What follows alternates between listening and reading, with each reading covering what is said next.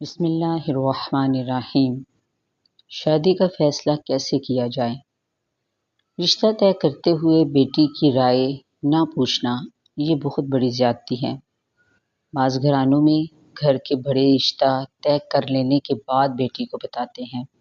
سن لیں، عاقل اور بالغ بیٹی کی شادی کا حق اللہ اور اللہ کے رسول صلی اللہ علیہ وآلہ وسلم نے والدین کو بھی نہیں دیا۔ کس صورت میں؟ اس صورت میں کہ جب کہ بیٹی رضامند نہ ہو۔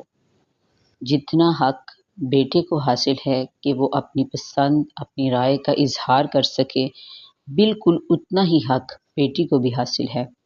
بخاری اور مسلم میں حدیث مبارکہ ہے، حضرت ابو ہریرہ رضی اللہ تعالیٰ عنہ سے مروی ہے، نبی پاک صلی اللہ علیہ وآلہ وسلم نے فرمایا، بیوہ کا نکاح بھی اس کی اجازت کے بغیر آگے نہیں کیا جا سکتا۔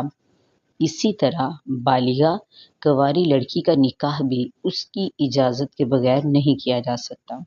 کسی نے پوچھا، یا رسول اللہ صلی اللہ علیہ وآلہ وسلم، اجازت کیسے لی جائے کنواری سے؟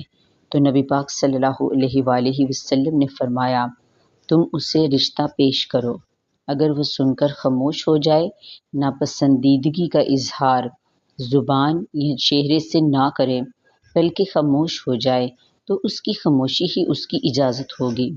خدارا اپنی بیٹیوں کے جذبات کو پامال مت کریں۔